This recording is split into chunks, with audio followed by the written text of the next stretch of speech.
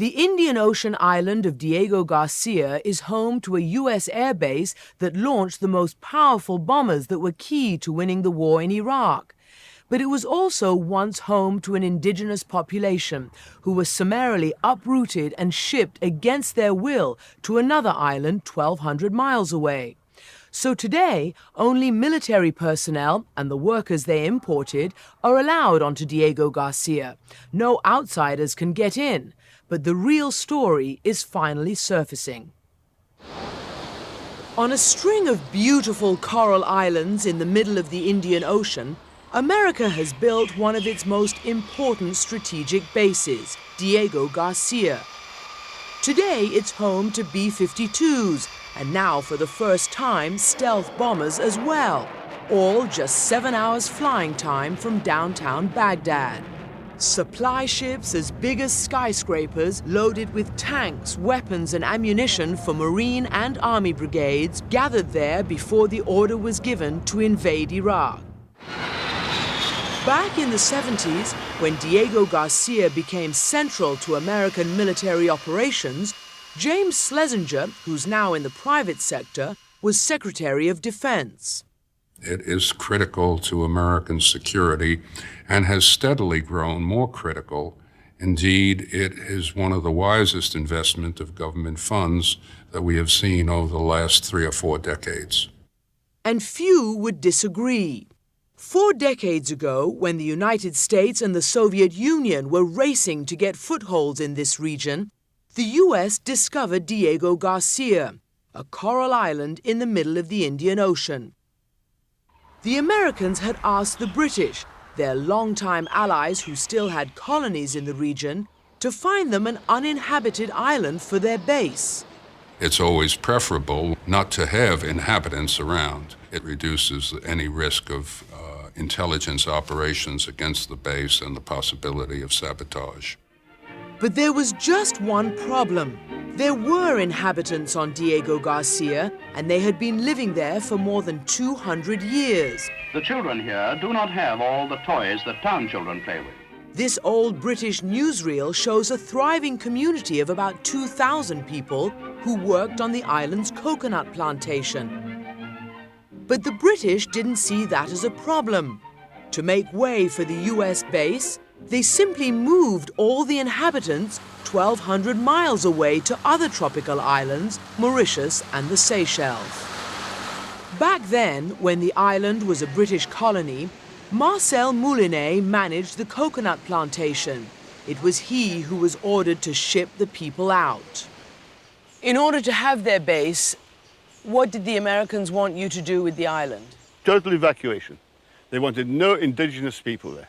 How did you evacuate? Well, when the final time came and the ships were chartered, they weren't allowed to take anything with them except a suitcase of their clothes. The ships were small and they could take nothing else, no furniture, nothing. The people of Diego Garcia say they left paradise and landed in hell when they were dumped here in the urban slums of Mauritius. They had brought no possessions, and as islanders who had lived off fishing and farming, they had no real professional skills. No one helped them resettle or paid for the homes they lost. They simply were forced to become squatters in a foreign land.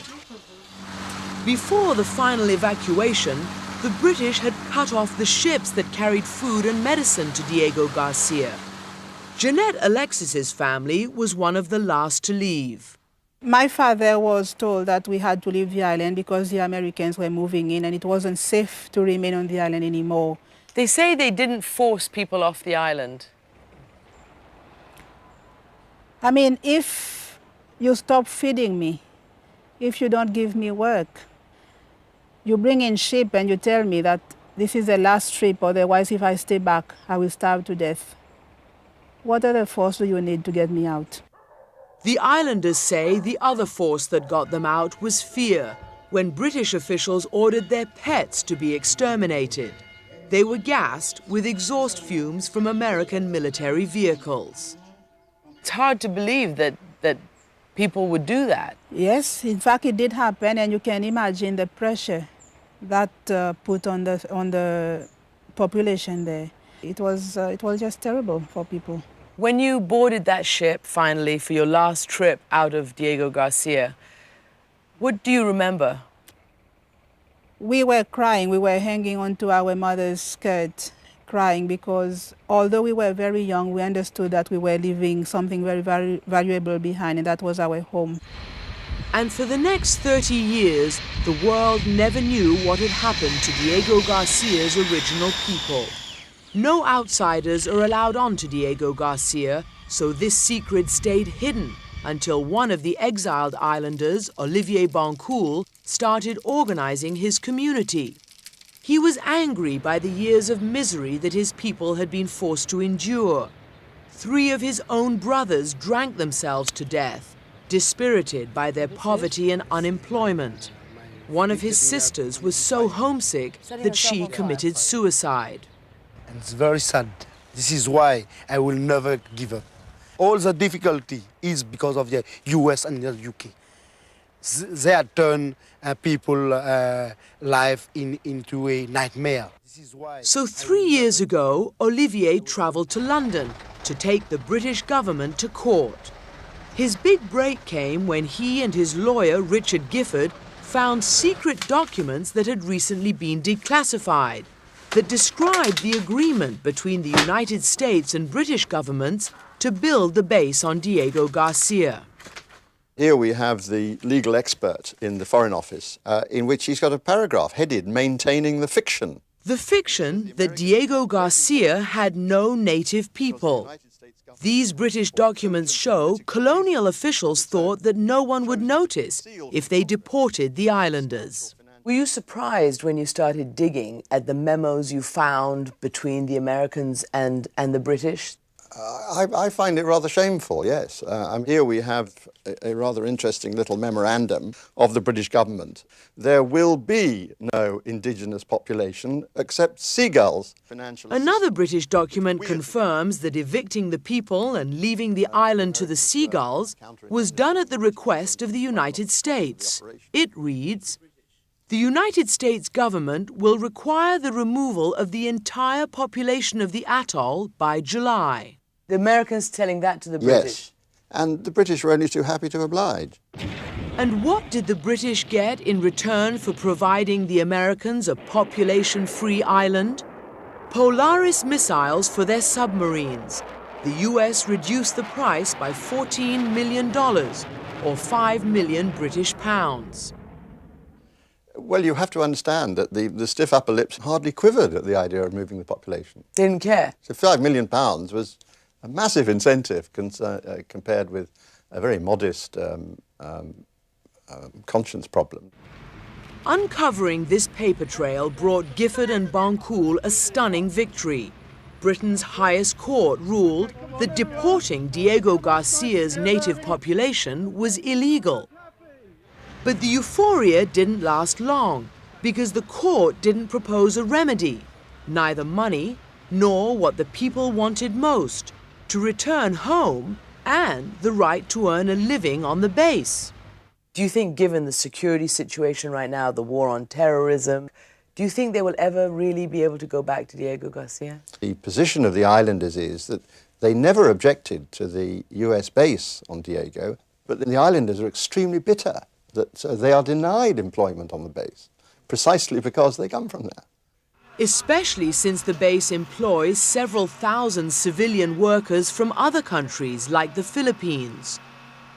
Benoit Emilien used to recruit those civilian employees. That's me again with the commanding officer. Your job was to find workers to work on that top-secret American base. Were native Diego Garcians ever allowed to go back and work there? Definitely no. Why not? I was given instruction to be careful. They don't want any kind of claim or demonstration. And when Benoit tried to talk to his American friends on the base about Diego Garcia's original inhabitants, he found the subject was taboo. It's like this, they stay away, like... they don't want to know? No, they don't want to know. And they don't want visitors. When the islanders asked to visit their family graves, they were told in this letter from the British government that the US had to grant permission. It reads, "We have consulted the US authorities who have confirmed that they cannot agree to it at the present time." So last August, the islanders appealed directly to President Bush. But the Bush administration said it was Britain's call. This letter reads, "Because of the vital role the facility plays in the global war on terrorism, British authorities have denied permission to visit Diego Garcia. We concur and support the decision." Qasim Uteem, the former president of Mauritius, had written the letter to President Bush on behalf of the islanders. So both sides are essentially passing the buck. That's what they're doing. That's exactly what they are doing. I think that it is most not only inhuman, but illegal. They should never have been expelled from their land. We tried repeatedly to interview anyone from the British and American governments about this affair, but no one from the British Foreign Office, the US State Department, or the Pentagon would even talk to us. But Dan Urish did talk to us. Back then, he was the American commander on Diego Garcia. In retrospect, do you think that they were treated fairly, these people? You know, I have a great sympathy for them. I think the British are the ones that are probably legally responsible for it. Morally, the U.S. certainly has an interest in seeing that things are made right for the islanders. And until that happens, Olivier Bancoul, Jeanette Alexis, and the rest of the islanders say they'll never give up. Now they are suing both